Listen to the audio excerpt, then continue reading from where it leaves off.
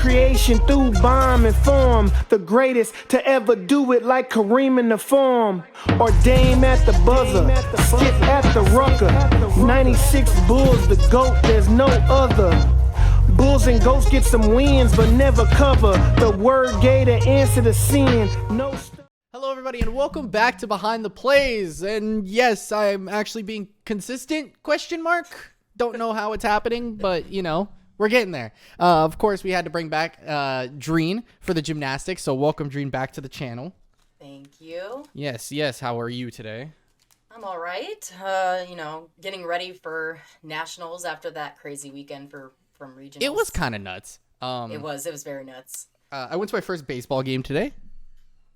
It's pretty cool. Yeah, and it was a Cubs game, and I'm extremely jealous. But... I caught a foul ball with one hand, and I gave it to a child, and I don't know if I regret it or not yet. Because I don't know how many opportunities I'm gonna have for that ever again in my life. Good karma. You'll be paid back. Guy tried to buy me. The dad tried to buy me a beer, and I was like, dude, I'm good. I don't need more than this drink I have in my hand. I wouldn't have caught that if I had more than one, brother. It was really funny because they were like down from like SC or something like that, South Carolina or something like that. Yeah. And they had two kids. One of them got one, and the other one didn't. Oh no. And you know how kids are. It's like they were like 7 and 10, maybe 12 at the oldest. Mm-hmm. But you know the older one gave it to the younger one because you know big brothers are good.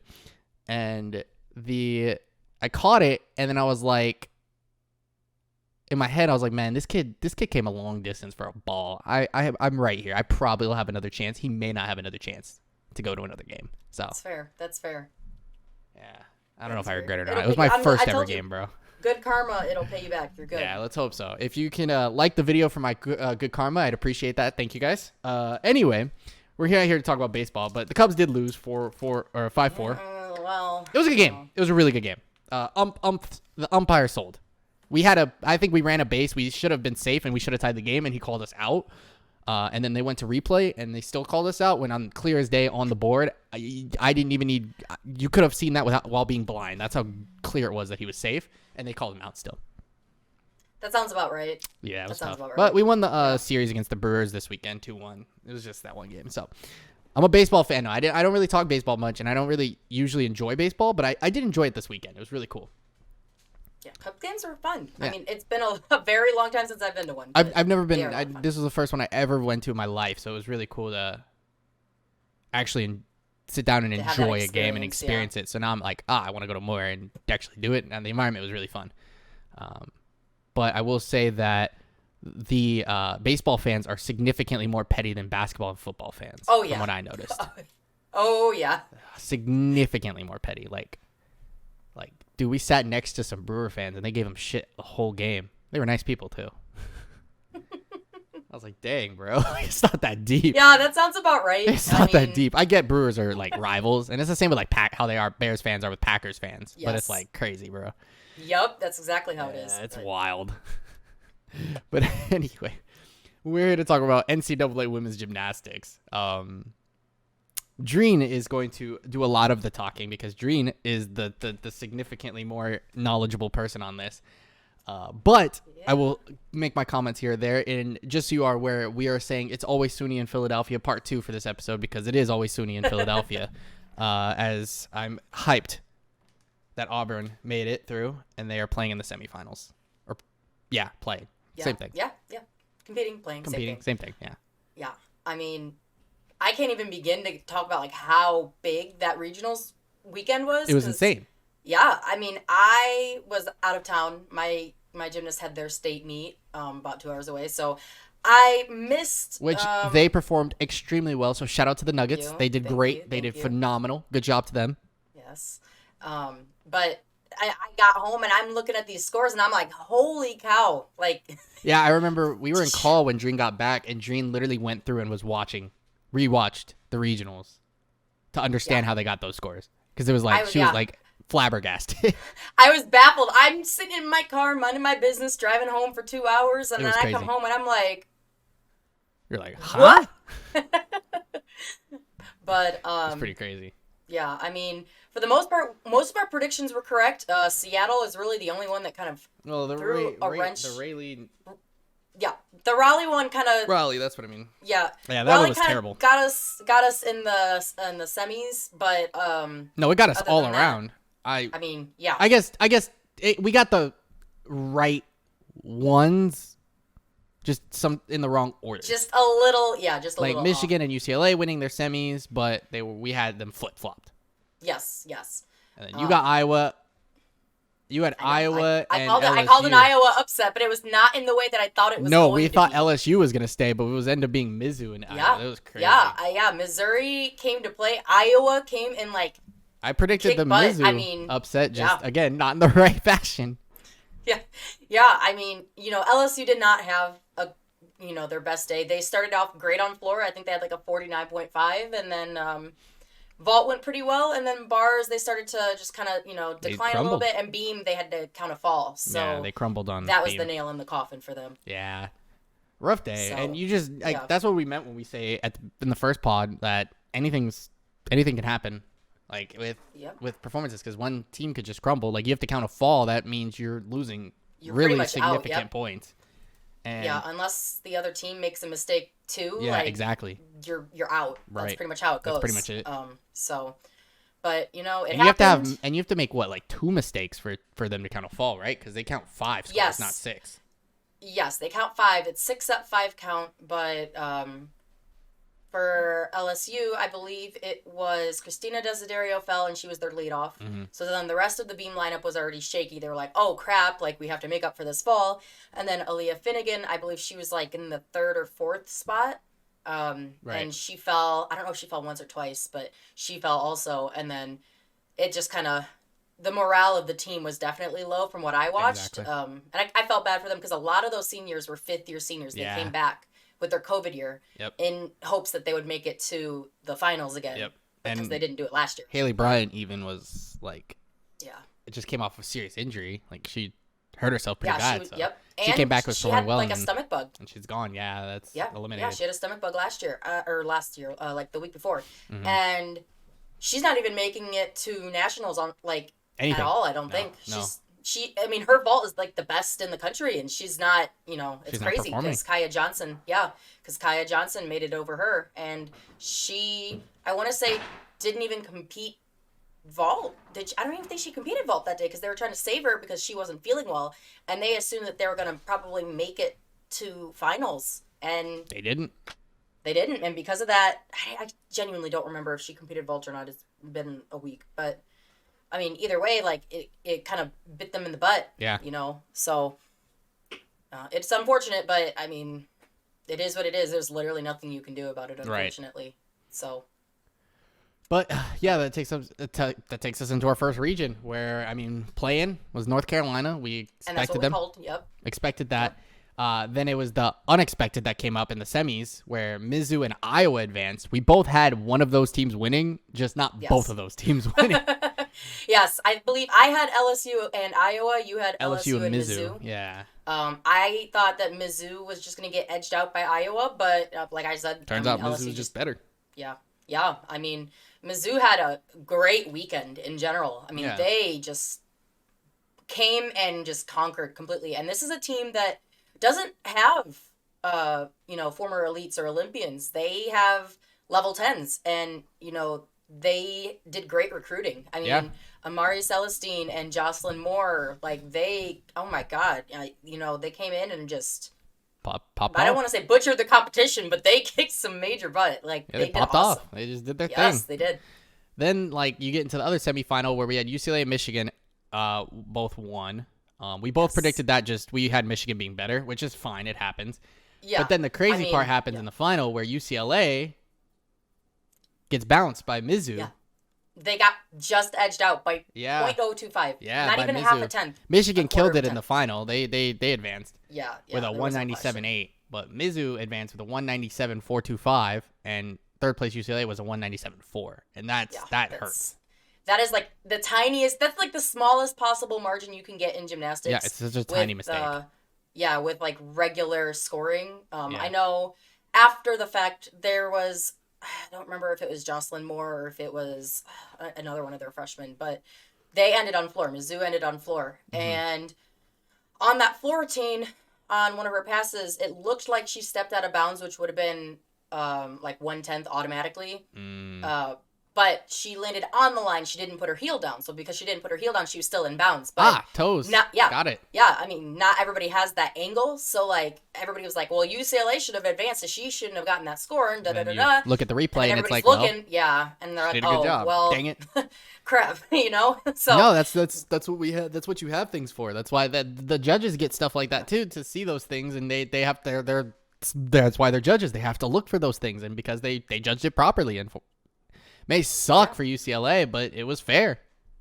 Yeah, I mean, they won fair and square, you know, but, and even then, like, judges in NCAA, they don't get video replays. No. Maybe in nationals, but for the most part, at least in regular season, they don't. Dog, we gotta give them some booth reviews.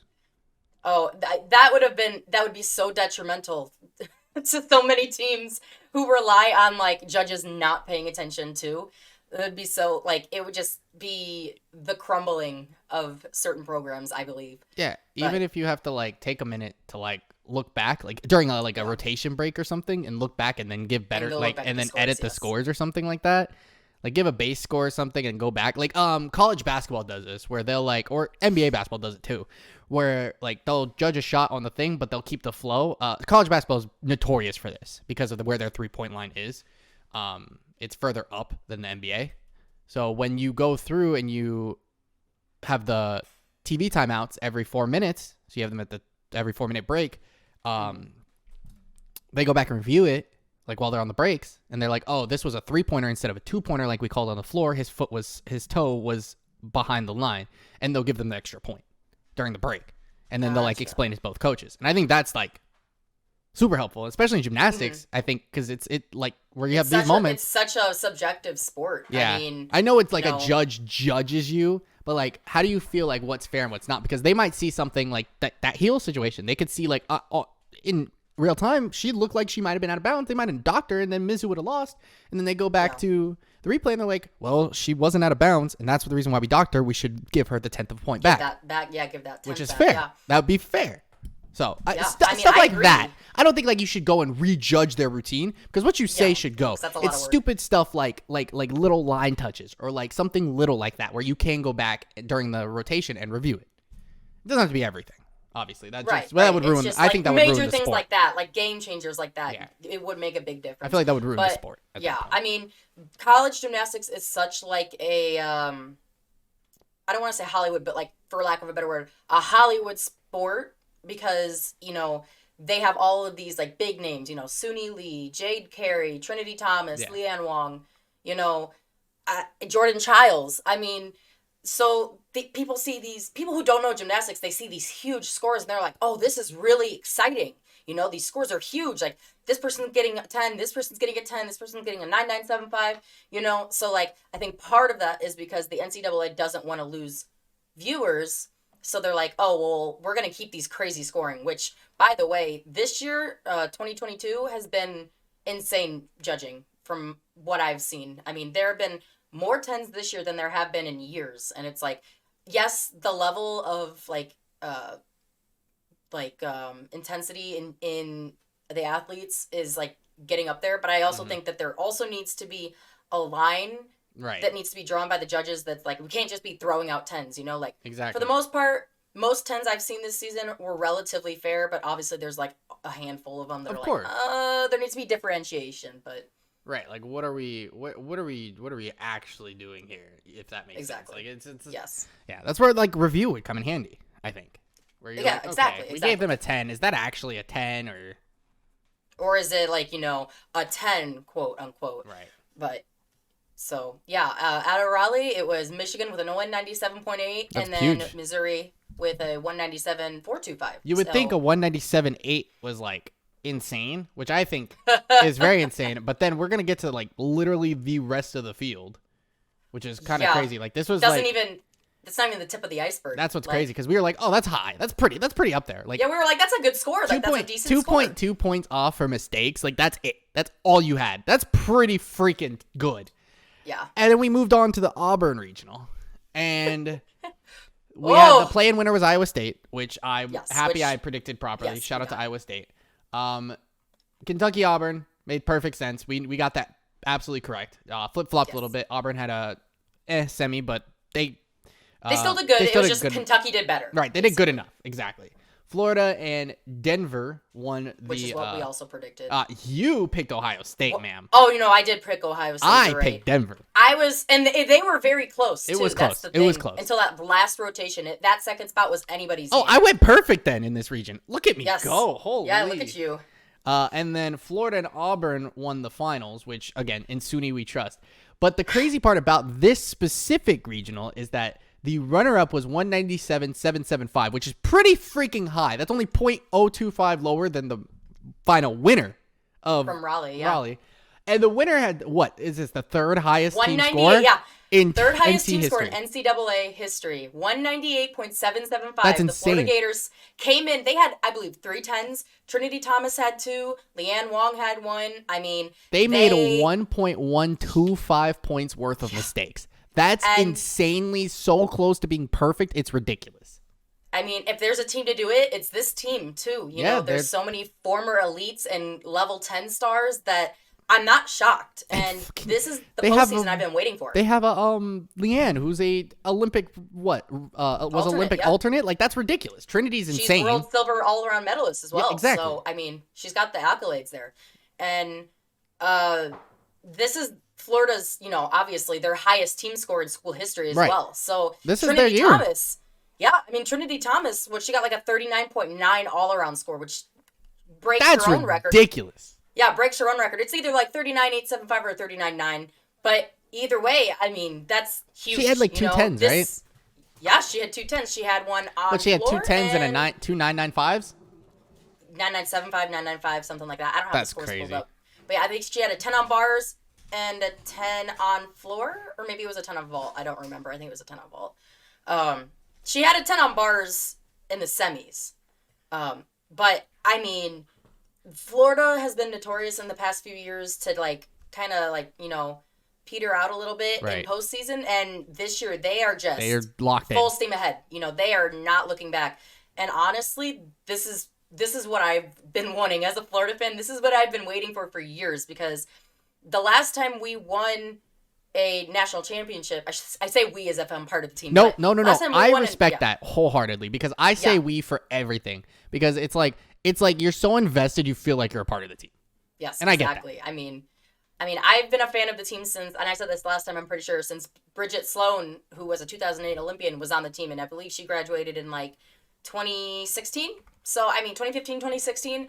So, I've been a Florida fan for a while, and in the past 3 years, we haven't quite been living up to the standards, despite the fact that we have some of the best, freshman classes and graduating classes in the country. So it's finally, it's great to finally see this team meet the standards that everybody has been holding up for them.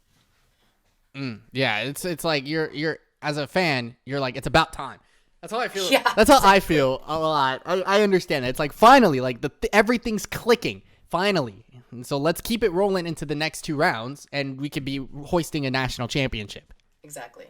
But that's really it for Auburn. In that semifinal, you're gonna have Michigan, Mizzou, Florida, and Auburn, which is gonna be a great matchup. And I think it's gonna be really close. I think it's gonna be really, really close. It's basically SEC supremacy in that. It's in that, SEC plus Michigan. Bracket. Yeah. Yes. Exactly. Okay.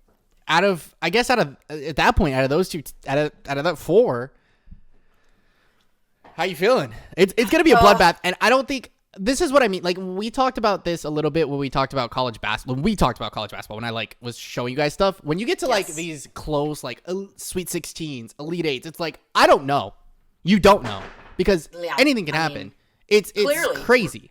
We learned that very quickly this year. Absolutely. In any year really, but especially this year. Yeah. With UCLA being beat out by 0.025, LSU not even making the finals, and we're gonna get to a play-in team made the freaking finals. Yeah, I mean, Stanford came in. We'll talk about that later. Well, but Stanford came in all the way from the play. That's crazy. Like, they did exactly what NC State did last year. Yeah. So, I mean, last year, basketball, UCLA was one of the first 4 teams, like, had to play in those first 4 games to make the bracket, and they went all the way to the Final Four and lost on a buzzer beater. Oh, in the Final Four, like, it was they were that good. Salt in the wound. Yeah, they were. It was rough. They lost to Gonzaga. They lost to Jalen Suggs. He hit like a crazy game winner. And Jalen Suggs is an NBA player, so like he plays the NBA now. So it makes sense. But I think for the final, out of that side of the bracket in that semi, I think it's gonna be Florida, and then Florida's easy. Like I feel like if as long as Florida has to have as like a meltdown to not make it. Yes. And I think it's going to be Michigan because they are just relatively more consistent than Mizzou and Auburn. I agree with you. But, I mean, anything can happen. Like I said. The thing is that I think I'm gonna use my basketball brain for this, like NCAA basketball brain is, for as much as I can for this. Who are stars? That's always my mindset. Who are your stars? Who are your best athletes? Who are the best people that are going to be on the floor when the going gets tough? You know that they're going to deliver when it matters, right? And I don't know a better person than Florida. Then Miss Suni Lee has come up time and time again, clutch out the wazoo. Like, she was delivering. She got a 10 at regionals. Exactly, she is delivering. But Michigan also has that star power. They also have very good, like, I'm not discrediting Mizzou, by the way. I want to throw that out there. I think Mizzou's good. It's just in comparison to those other schools. Exactly. It's like comparing St. Peter's to the rest of the schools. Like, obviously they're here for a reason. I mean, but they're not they made their way through the bracket. They're not Duke. Like, that's my mindset. They don't have star power. Yeah. I mean, it's so hard. When Florida has that lineup and Michigan has, Natalie Wojcik, Abby Heiskell, Abby Brenner, Sierra Brooks, Gabby Wilson, I mean, it's hard, especially when they've been so consistent all season. They were ranked number 1 for over half the season. I mean, so they are definitely still in the mix despite the fact that they fell down to 3rd. It's not their fault that they fell to 3rd. Right. It's just that everybody else put their foot on the gas. They balled out. Yeah, that's how it is. Exactly. I feel like I have to go with Auburn only because I'm biased towards Suni Lee. That's fair. That's fair. But like at the same time, I think Michigan. You don't predict these. It's hard. It's very hard. And I know that. And that's what I'm saying. But if I was like to put money on it, and I was like, yeah, I got to go with one person, I think I'm gonna go Auburn. I think that they would have lost, right? They would have finished 3rd if all these 4 teams kept their same scores from the final. From the semifinal to the final, yeah. Right. If they kept their same scores, they would have lost by .025, which I think is close enough to say, like, I think SUNY can bust out another 10. Right? I think that someone else can bust out another 10 to help their score. Bars or beam. Exactly. Yes. Her bars are insane. Of course. I mean, that's her event. She's the bronze Olympic medalist on that event. Exactly. Like, so, I mean, she was literally 3rd best in the world at that. At an Olympic level. Yeah. That's crazy. Yeah. But yeah, that's a valid. I'm gonna go Auburn. I think I'm gonna stick with Auburn. It's Florida, SUNY bias. Florida is. I just don't see. It's a shoo-in. Yeah, I mean, I don't see how they don't. Have a meltdown. The final is gonna be insane. That's all I'm gonna say. Final's gonna be really. fun. Absolutely. This is gonna be insane. I think this bracket is a little bit better. We're gonna head over to Norman, Oklahoma. Individuals advancing that aren't on those teams. Yes. Sorry, they were. They had 3 Kentucky girls, an Ohio State and a Denver girl. It was Raina Worley on all around, Alexis spelled with an E, Edwards on vault, Callie Nixon on bars, Abby on beam, and then Haley Davis on floor, I believe. Yes. That's what that means? Okay. Yes. I struggle with uneven bars and balance beam because it's UB and BB, and I'm like, I know, yeah, it throws people off. And then floor is just FX, and I'm like, effects? What effects? Floor exercise. Yeah. And then Raleigh has, Nora Flatley from UCLA in the all around, Kaya Johnson from LSU on vault with her Yurchenko double full. Yeah. Jordan Childs. 2 events on bars and floor. Yeah. I mean, as she should be, She's insane, and then Adeline Penland, she is a beam queen. Yeah, so and she's I'm glad from that Iowa. She gets to go on beam. Yeah, so they got some UCLA girls, they got some Kentucky girls, so it's really good that the teams that were like still really good that just didn't quite make it. They just got edged out. deserve a chance to still thrive. I want you all to know that my dogs were fighting in the background. I don't know if you guys could hear it or not, but if I don't pet one of them, they're not going to stop. So my right hand is currently petting the chin of one of my dogs. It's hilarious. It's Luna, by the way. Luna's sitting here like, hello, Lunifer. Hello. Oh no, it's actually Winnie. I thought it was Luna. Did they trade spots? What happened? They swapped out. I swear it was Luna. Winifred. Wow. I can't tell. Anyway, Winnie's just enjoying the treatment. I could probably bring Winnie up on my lap, and she would probably. Oh, she would. Yeah, just she would. vibe. She would have a great time. She'd be the special guest. Yeah, but I'm not doing all that. I'm not dealing with that because then Luna's gonna be like, "What the heck, Dad?" But we're heading to what? Norman, Oklahoma now. The Norman Regional. Play-in winner was Arizona, which I think I guessed West Virginia. We both just for did West Virginia. I think we both did. We both. I think we both did. We both did West Virginia. We got all the play-ins right outside of this one. That sucks. Which, yeah. We were so close. Yeah, it happens. Semi one winner, Minnesota and California. You know, we guessed that one. That was kind of to a T. Everything else we got to a T correct, by the way. Yes. The only thing we got off on that regional was the play-in winner. That was it. But everything else was we got the semis right. We got the final right. Even positioning, we to a T, got it right. Yeah, the other ones we've messed up positioning, but got them right. But still got them right. Yeah, yes. like Auburn, I had perfect, but I swapped Kentucky Auburn. That's it. So like I said, semi 1 was, I don't know why I wrote semi 2 for semi 2 runner up, but semi 1 was Minnesota and California. Exactly like how we expected it. Predicted. Things held the form. Yeah, Minnesota again has that star power, just like Michigan. Big Ten. They have Lexi Ramler, Anna Loper, Maya Hooten. They came in, they did what they needed to do. They were solid the entire time. I didn't see any nerves whatsoever. They were the second best team in this regional. Yeah. Yeah, exactly. There's a reason. Cal had a shaky start on vault, a lot of 9-7E vaults. Mm-hmm. But they were able to make a comeback. Utah State had a great run right behind them. And I believe, who else was it? BYU? Was it BYU in there? I think BYU was in there. I think it was BYU. But Utah State was ahead of California at one point, and then California was able to go to floor, hit what they needed to do. They went to bars, they went to beam. Bars is one of their better events. They hold, I'm pretty sure, the NCAA record on bars. From last season. So that was their event. And then in semi 2, it was Oklahoma and ASU again, as we predicted. Right.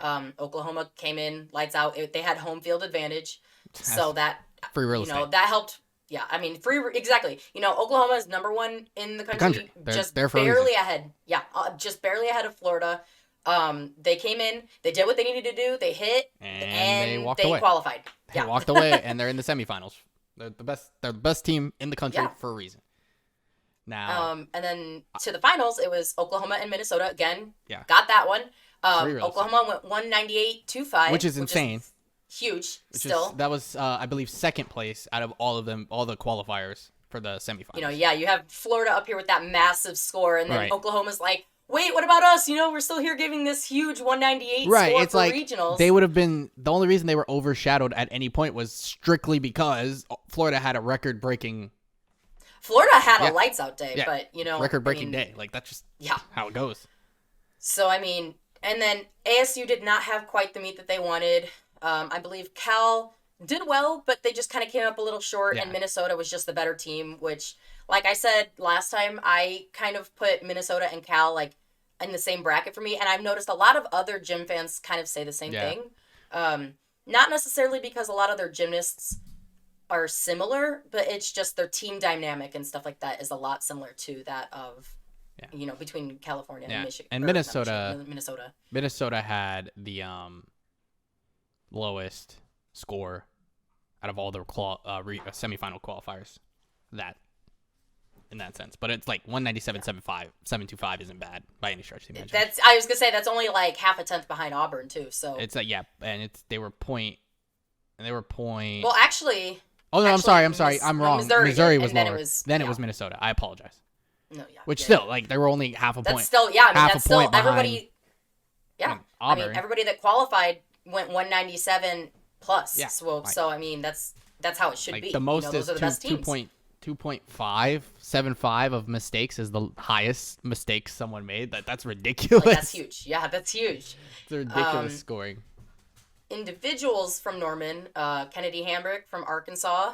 She's in the all-around. Gayla Griswold from Lindenwood. Crazy. She is D2. I mean, they are going to be moved to D1, I believe, next season or two. But she's at a small that's huge. school. I mean, she is going to perform on a semifinal level, potential final level. Like, that's insane for small schools. Yes, I mean, that's their first ever national qualifier for Lindenwood. Awesome. And I mean, people knew that Gayla Griswold was going to have a huge career when they saw her in level 10. They're like, she's huge for Lindenwood. Like, she's a great snag for them. Like, she's going to do big things. And here she is, doing fulfilling big those things. standards. So she competes at Yurchenko 1.5. So that definitely gives her the benefit because it starts at a 10.0. Yeah. And then Sarah Schaefer from Arkansas on bars, Serena Linton from Arizona on beam, right, and Jay Mack from Illinois State on floor, which is Illinois State's second national qualifier in 2 years. Last year was Angelica Labat. Nice. She was on vault. She qualified on vault also with the Yurchenko 1.5 last year. So that was huge for them. I believe this is their second ever qualifier. And they got them in back-to-back years? Yes, that's huge. Crazy. So they're slowly but steadily improving their program. Yes, and she's only a freshman, too. Right. That only goes up from here. That's huge. Yeah. So then that takes us to Seattle. The Seattle regional. Where that I think one of the crazier things happened. Yes, absolutely. I mean, Stanford. We didn't expect. Play-in winner. Yeah. Yeah, Stanford came in, dang near, kicked ass, took names. Yeah, they went dang near. They almost made it. I mean, they almost did it. They had one of the best seasons they have had in years. Yeah. I mean, they were a program that was on the decline. And then last year, they didn't even have a full season. They stopped, like, mid-season because of COVID. And, like, so many girls opted out pre-season that year because of COVID. And then this year, they went from practicing outside. Like, they couldn't practice indoors because of so many, COVID mandates and rules and all this stuff. Wow. So the fact that they were able to score a 197 both nights and they were able to qualify to the final is huge. I mean, they were going up against the likes of, like, Alabama, Utah, MSU. They beat out Oregon State, I'm pretty sure. Yeah, they beat out Oregon State. And, Oregon State has Jade Carey. Yeah. So that's their star power, and they were able to overcome that. Yeah. So that's huge. Kyla Bryant led the Cardinal to pretty much a record-breaking weekend for them. Yeah.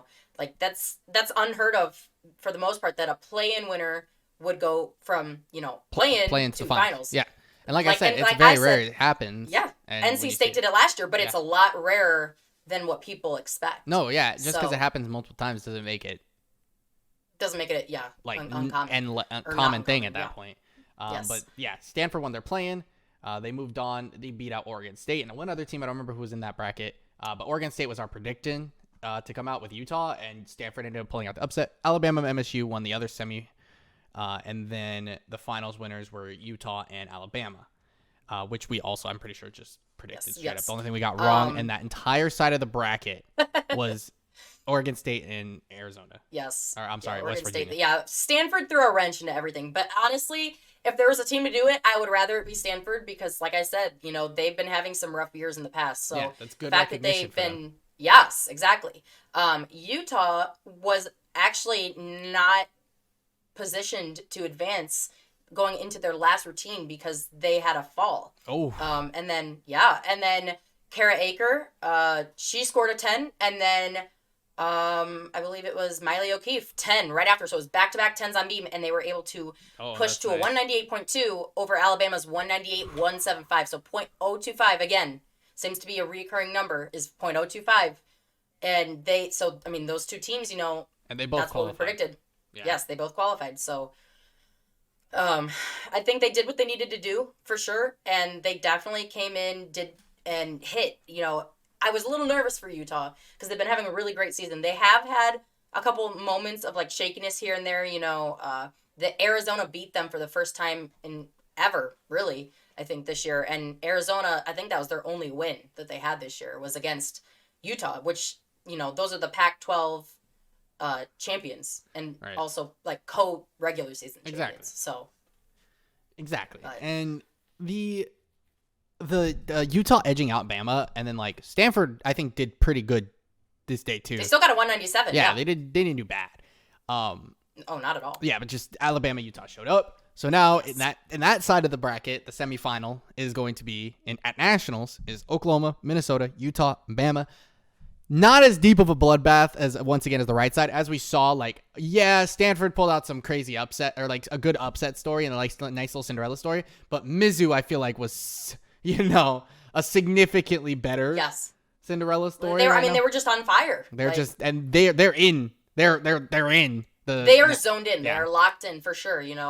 I think from that one, I do think it's going to be Utah and Oklahoma. But if Utah slips up, Alabama's right there waiting in their wings. Yeah. I would love to see Minnesota make it to the finals, but when you have Oklahoma and Utah and Alabama, who are all within, I think Utah's too much the top five or something, it's close. Utah has way too much firepower, and Oklahoma's too good. So yes, I mean Utah has Olympians, Olympic alternates, level 10 stars, world elites. Yeah.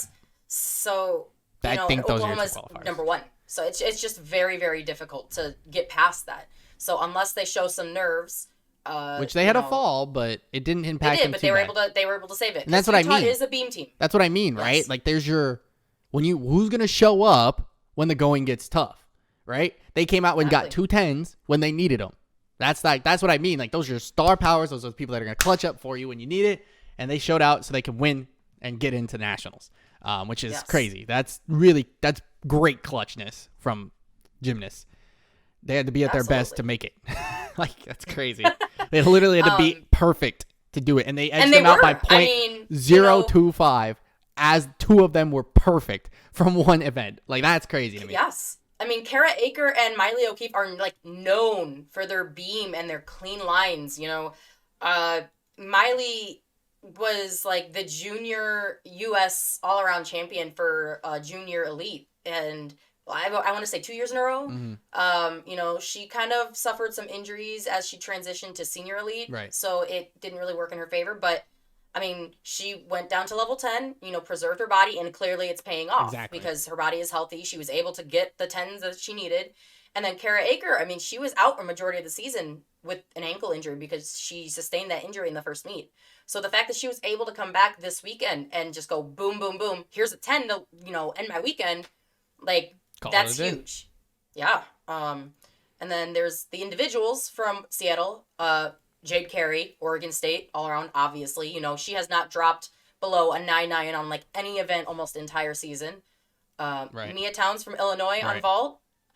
Mia Takakawa from Illinois on beam. She's actually, or bars, sorry. She's known for her beam, but she advanced on bars. Interesting. So that should be interesting. Her bars are still very good, but like she's gotten 2 10s on beam before. So it's very weird to see her on bars instead of beam, but I'm not mad at it because, like I said, like her gymnastics is very nice to look at, very pleasing. But then speaking of beam, we have Skylar Schulte, the MSU freshman on beam. She has been a game changer for the Spartans this year. I mean, lights out. The recruiting that Mike Rowe did with this like freshman class is huge between her and Gabrielle Steven, like insane. I mean, so I'm excited to see what Skyla brings to nationals because I would love to see her on the beam podium. Mm-hmm. And her gymnastics in general is very, very nice. I love her floor routine, but like beam, I would love to see up there. And then on floor, Stanford has Kyla Bryant. This is her swan song. She is a 5th-year senior. So this is her very last meet, and it's floor. So that's one of her best events, if not her best event. Makes sense. She's very fun to watch on floor. Okay, yeah, that makes sense. I have a question for you because I'm curious at this point. Okay. I understand when I'm looking at an event in a sport and I'm watching stuff and I'm like, yeah, that's a work of art. But how you say it, you're like, it's just very pleasing and beautiful to watch. What do you mean by that? Because I'm genuinely gets me curious from a person who admires sports in a different sense than you do. Because I admire the competitive side of things. Yes. Hearing the beauty side of things is a little different, right? Because like I know I can admire a work of art. I'm curious, is like this isn't the competitive side. This is like, man, you're like amazing while doing this. Yeah, aesthetic side of it. That's more so what I mean. Yeah, exactly. So, obviously, like, anybody who knows even a tiny bit about gymnastics knows that, like, it's based off of cleanliness, like straight legs, straight arms, pointed feet, straight body if it's a layout, tucked knees if it's a tuck.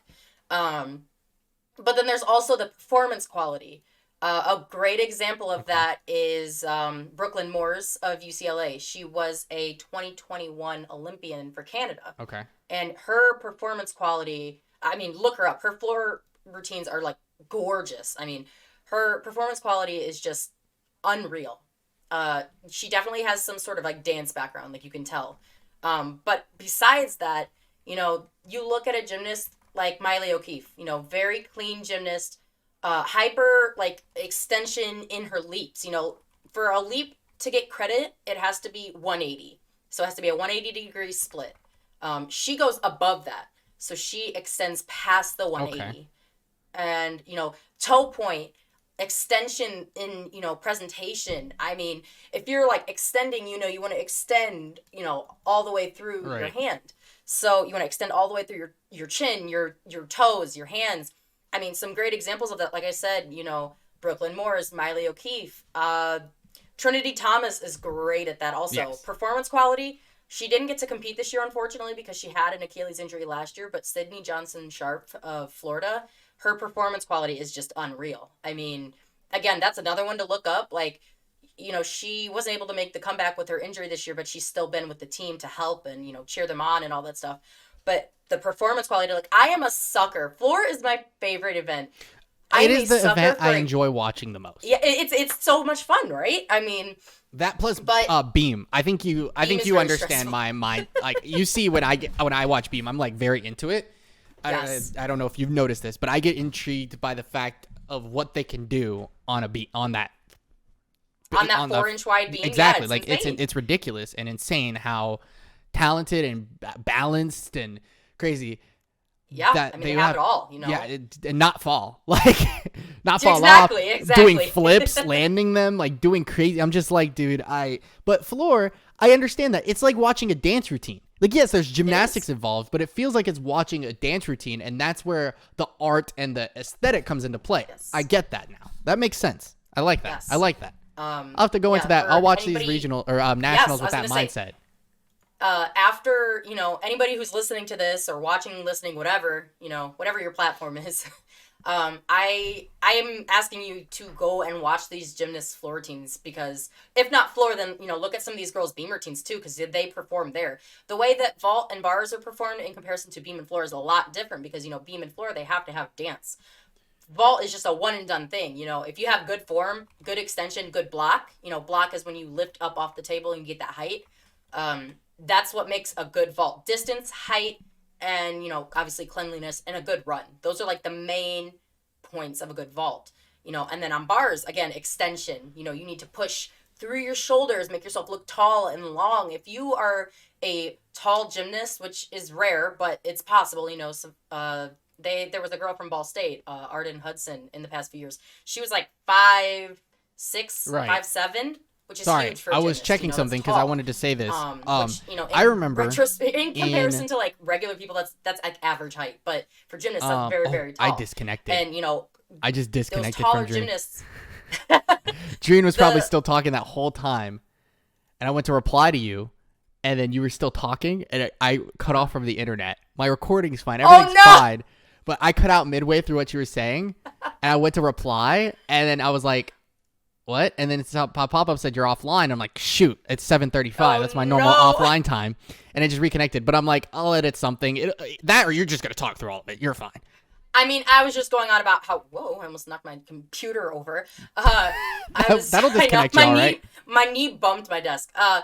But I was just basically talking about, like, the main points of, like, aesthetics on vault and bars for the most part. But, like, taller gymnasts are, not necessarily, like, the best thing for gymnastics, obviously, because it's like if you're shorter, you're able to flip better and stuff.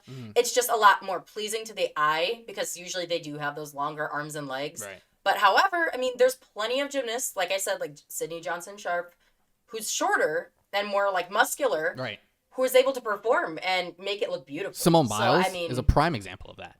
She's not big. Oh, exactly. She's not big. She's a prime example of being small, muscular, and performing at a high level. Yes, exactly. I was going to bring up floor routines and what actually made me, like, even before I even understood gymnastics and like the scoring system and how everything you get knocked for and stuff, because Dreen has educated me a lot in the last couple of years in this, because she doesn't stop talking about it, but that's besides the point. It's true. I will always remember this one floor routine. I feel like you're going to know it immediately when I say the name. I had to Google it because I had to make sure I grabbed the right name. I just looked up. I was like, best floor routine, NCAA floor routines, because I knew it was an NCAA. It was UCLA Caitlin Ohashi. Yep. That floor routine, yep. I admired that floor routine. Like, I was like, that is so good. That was so cool what you did. And every landing she just hit. And I was like, every move was on beat. And I was like, man, that is a work of art. That was immaculate. That's just the one example I know off the top of my head, because that was so good. When I saw you know that TikTok audio where it's like, this is the work of art. Exactly. That was a right work there. Of art. This is a prime example. And it's like, her routine isn't, like balletic. Like, it's not very dancey. It's more hip hop based and just like modern dance. Yeah. Like, it's, she topped takes moves from like Michael Jackson oh my and gosh, all that stuff. yeah. Like, it's huge. It was another so floor good. routine. Yes, UCLA has had years and years and years of just fantastic floor routines. It started with Sofina de Jesus, and then it was Hallie Mosette. She had the Beyonce floor routine. Yes, I remember you showing me that. Yes. That was so good. Yes. And then Caitlin Ohashi went viral 2 years in a row. There was Nia Dennis. Yes. She also had a Beyonce floor routine. She had like the homecoming floor routine. Yep. One that did not get that much praise or recognition was Margzetta Frazier. One of my favorite NCAA gymnasts in general of all time. She does a lot of her floor routines were based off of like voguing and Janet Jackson and like all like just like general like 80s vibes, and it was just that's one that you need to look up. And honestly, I will link you after this so that you can watch her. One of my favorite floor routines is her freshman year floor routine, and it's just like chef's kiss, beautiful. But then she also did a routine the next year that was equally as beautiful. And then, she had a routine this year. She didn't get to compete past the first meet because she broke her foot. So she's been out since then. It's very sad. But another UCLA floor routine is Sakai Wright. She had Backstreet Boys last year, and I don't remember what she had this year. I'd have to look it up. But celebrate. It was a lot of it was like celebrating like Black culture and Black excellence, and I think that's huge for something like gymnastics, which was mostly dominated by like white gymnasts for years. Right. Yeah. So, and another one of that, another gymnast that does that is Maya Houghton from Minnesota. Yeah. You saw that one. You watched that. We watched that meet with her floor routine, which lights out, went 10. Insane, She's gone 10 multiple times. So, but yeah, floor is my favorite, and if you watch any NCAA floor routines, you'll get why. Davion's heard me cheer these girls on before. It's insane. It's fun. Stupid. It's fun. Yes, it's like it's me so when much fun. I know you guys have watched me cheer on basketball and football. She is me when we're like during that. Like, she may not be as like direct and yelly, but she is loud and she is into it, and it's fun to watch because it's nice to know someone else is into dang sports, that even if it's gymnastics, Yeah, it's a different. Yeah, it's not like a traditional sport, which is people fun. Would think that you would get hype about like that.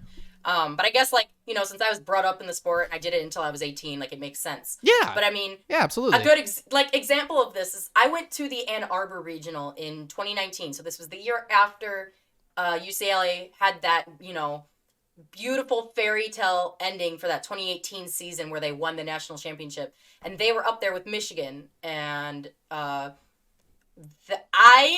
swear all the people around me wanted me dead. Like, they were like, she is so obnoxious. She's cheering so loud. I'm like, I don't care. I'm rooting for these UCLA girls. Every girl, but specifically UCLA. Like, I saw Margzetta get on that floor, and I was like, yes, this this is the time. That's a part of sports. Like, you're fun. cheering, you're excited, you have fun. favorite teams. Like, that's the point. It's the point of sports. Exactly. The competitiveness, the environment. That's what makes it fun. Like, I'm not a big baseball fan at all whatsoever. I went to a baseball game today, and it was like, the environment was so much fun. Like, it was such a blast. I had a great time. It was at Wrigley Field, too, which is one historic. of the most, it is historic, you know. So I mean, you get it. Like, you know, cheering like that, it's fun. Yeah, it makes sports 10 times more fun than it already is. Like if you're just performing for sports is entertainment at the end of the day, and if you're going to entertain in front of a crowd that's like dull, then what's fun, the point? What are you entertaining at that point? Exactly. So that's what makes it exciting. That's just me. But yeah, it's like, I agree. Yeah, it's crazy. It's crazy. Dreen is a blast to be around when she's watching gymnastics. I'm not going to lie. Oh, thank you. I'm glad I finally found a group of friends that endure me yelling at the top of my lungs. Well, you guys endure me in every other scenario, so. This is true. We're like, oh, there he goes again. I get very passionate about things. I'm a very passionate human being. I felt that. But yeah, so. Yeah, I mean, that's it. Like that's the Nationals preview. Yeah. Yeah, we're excited I'm actually going to be excited to watch it. I believe it's on ESPN2. ABC? Finals will be on ABC. Yeah. Finals will be on Everything ABC. else is on ESPN2. I will be out of town, unfortunately, so I'm going to be watching on my phone. I can watch it by myself. I'll watch it. I'll enjoy it. I'll have something to talk about in episode 3. Come on now. I want to watch it on the big screen, you know, as in my computer screen. The only issue is NBA playoffs are also going to be going on, so like. Oh, you're going to be multitasking. I'm going to have if the Mavericks aren't playing, I'm not going to care too much, but I got to make a podcast for that because that starts like tomorrow. Oh shit. I got to do a solo podcast. You're gonna have a fun week. Actually, it starts the 12th. I got to do my NBA predictions. That's all I got to do. I got to do my predictions, my bracket predictors. But I do it once. I do it every year. Let's make a prediction. You know, all the way through. Finals. So all the way through. So we have in the final we have Florida, Oklahoma, Utah, and I have Auburn. You have Michigan. Michigan, yes. Oh my God. Florida. 1 through 4. Florida. 1 through 4. Yeah. I think if Florida does exactly what they did in the finals for regionals, it's theirs. It's theirs to lose. Yes. Agreed. You know, they got the star power. They have Trinity Thomas, Leanne Wong, Alyssa Bauman, Megan Skaggs, who has been having such a standout senior year. Third highest score in NCAA history. 198.775. Third highest score. That's all that needs to be said in that statement. I think at that point, it's going to be kind of like a Simone Biles situation where second place is basically first place if Florida hits like they did at finals. Right. It could go to any one of those 3 teams realistically because they're they so are close. so close. They're so close to each other. They are so close. And I mean, even if Florida slips up, they are all still in the mix. Like everybody's still in the mix. They're all close together. Yeah. It's not like, you know, 1 through 3 are way ahead of number 4. Like they are right on top of each other, you know. I think number 2 will be either Oklahoma or Michigan, and then I think Utah will finish 4th, but not because they, you know, slipped up. I think it's just because the competition is going to be so stiff and insane. Yeah, I agree. So my 4 through 1. Oh, what was your 1 through 4? I'm sorry. You said Florida at top, Oklahoma. My 1 through 4 is Florida. I think, and then I'm going to go Oklahoma, Michigan, Utah. That makes sense. It's going to be those 4. Okay, my 4 through 1. I'm going to go backwards. Okay. I don't see how Florida doesn't finish first or second. I just don't see it in my head. Okay. Yeah, first or second is a safe choice. I'm going to go Utah at 4. Okay. We'll go Utah at 4. I think that's fair. I was going to say, they finished 3rd last year, so it's a fair assumption. I'm going to go Auburn at 3. Okay. Oh, do I want to put Oklahoma before Auburn? Yeah, Oklahoma has just as much, if not more, star power. Suni Lee can only do so much carrying. This is true. Only one. It's a team sport. It's not just a lone sport. Suni can only do so much carrying. And Auburn's done a great job as a team, but their star power lacks in comparison to these other sports. Yes. I'm going to go Oklahoma 2, Florida 1. I want to be different, but I also feel like it's stupid if I don't pick Florida. You don't want to be. You want to be spicy, not stupid. I want to be right. I want to be right. Like I don't want to be like there's exactly you're catching on. Like I get it. Yes, I get it. There's times where you can make good prediction, like a prediction, and you're like, yeah, that would make sense. Like don't get me wrong, Oklahoma definitely could win the whole thing. Oh, absolutely. But it's like I feel like it's weird to go against the amount of star power that Florida just produced in the span of like just this run, how many points they've put up and what their rankings have been. It feels weird. Like they're coming off an SEC championship. They just murdered regionals. Like now they're going to nationals and they're ready to do it again. Like they're locked in at the end of the season. I hope they didn't put too much gas in the tank in regionals, and I hope that they're able to recreate that in finals and semifinals. I think in semifinals, it's not going to be as serious. I think they'll be able to qualify top 2 regardless. Advance. Yeah. I want them to advance, and then they can put their foot on the pedal in finals and just floor it. If they, no joke. No pun intended. They're going to win. What's the highest score in NCAA history? 190. You know what? I'm going to look that up. It's held by like Stanford or ASU and UCLA. UCLA is up there. Highest NCAA gymnastics team score ever. Let's look. NCAA scoring records. Thank you to the balance beam situation for constantly being, let's see, Score Watch 2020 team scoring records. This is old. This is old. The record was set by Stanford and UCLA in the same weekend in 2004 as 198.875.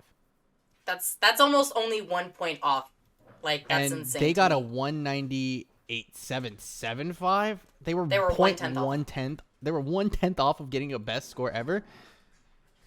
Okay, hot take. Florida wins. They're gonna Oklahoma. I think it's gonna be like Oklahoma's gonna tie the best record ever, and then Florida's gonna crack it. Maybe if they go national. That'd be great. That'd be the most entertaining finals ever. Like, could you imagine a 198.75, and then Florida's like, yeah, okay, so you guys, and they're like, nope, you don't even win with that. You tied the best ever, but we are the best ever now. So we're gonna go. They're gonna go 199. They're gonna get like perfect 10s, and then get like. If they went, oh my god, if they went 199, I would probably have a freaking heart attack. I will be getting a tattoo as the finals are going. I'm pretty sure. That'd be nuts. A 199. That means they made 1 point of mistakes. If there's a team to do it. Yeah, they have so much star power. You saw how many 10s they got. Anything's possible. Look, they're led by Trinity Thomas. Like, she is like the epitome of like NCAA gymnastics, exactly. Like as in like cleanliness, you know. So the sky's the limit. She's got the lines. Sky's the limit for this team. It's theirs to lose. Exactly. I think. I agree. So it's I will say I think Utah's going to be a little bit sneakier than I think they are. I think they have a chance to outtake Auburn, obviously, or even Michigan. Like I think they could finish whoever's fourth. In that third spot. Yes, whomever. Utah's a very sneaky good team. Like they're very sneaky. They're relatively consistent in comparison to, like, they've had a more consistent season than Auburn has. Like, I'm not sleeping. They finished 0.05 behind Oklahoma. They finished with a 198 too. They were third out of all the teams here. They've never missed an NCAA championship since they've joined. There's a reason that they're here. Yeah, there's a reason. They are just that good. They are just that Oklahoma, good. though, is fire. I know it. They're the best team in the country for a reason, but I think Florida, it's theirs to lose at this point. I think the scores in the rankings, the NQS does not quite reflect who should be ranked 1 and 2 because they are so close together. Because I believe, Oklahoma has like a 198.14 NQS and Florida has like a 198.13. Yeah, exactly. It's so close. So, or something like that. But yeah, we didn't have to talk we didn't have to talk for 2 hours this time. It's only 1 hour this time. 1 hour this time. It's good margin. It's fine. There wasn't as many teams to talk about. Yeah, exactly. It wasn't as easy, or wasn't as hard to talk about. And it's probably going to be just about the same next time. Exactly. So if not, maybe even less. Who knows what's going to happen? Who knows? So. We'll see how Florida does, because then I might just gush about them for like 5 hours. And I'm okay with that, because it depends on how this goes. Honestly, it depends on if Dreen even comes onto the pod. It depends on Florida's performance. I know, I might die. I might die of a heart attack if they win with a huge score like that. That'd be crazy. Be 6 feet under. That'd be. I don't wish for that, but that would be nuts if they broke the score. It might be. Yeah. So fingers crossed. We'll wait and see. Yes. But yeah. So locking in Florida, Oklahoma, Auburn, Utah. You're locking in Florida, Oklahoma, Michigan. Utah, Michigan. Or Michigan, Utah? Michigan, Utah. Okay. Michigan, Utah. So we both have Utah at 4. We have the same ranking, just essentially the same, just our flip-flop on the team that we have qualifying. Yeah. Okay. Well, that is it. Any closing statements from the gymnast expert herself? Let's see. It worked last time, so go Gators. Let's go. Chomp, chomp. We'll put that in the background. Quick little Gator chomp, chomp. Thank you guys so much for listening, and don't forget to leave a like, favorite, follow, subscribe, do all that stuff that wherever you're listening, wherever you're watching. If you're watching on YouTube, please subscribe. Helps a lot. Also, hit the like button. Helps a lot. Go follow the TikTok, because the sooner I get 1,000 followers, the sooner I get to stream on there. And that'd be great. So thank you guys so much for hanging out, and appreciate all of you guys. I hope you have a great rest of your day. My name's Davion. I almost did my outro for my main channel. My name's Davion. That is Dreen. This is Behind the Plays, and we are out. Peace.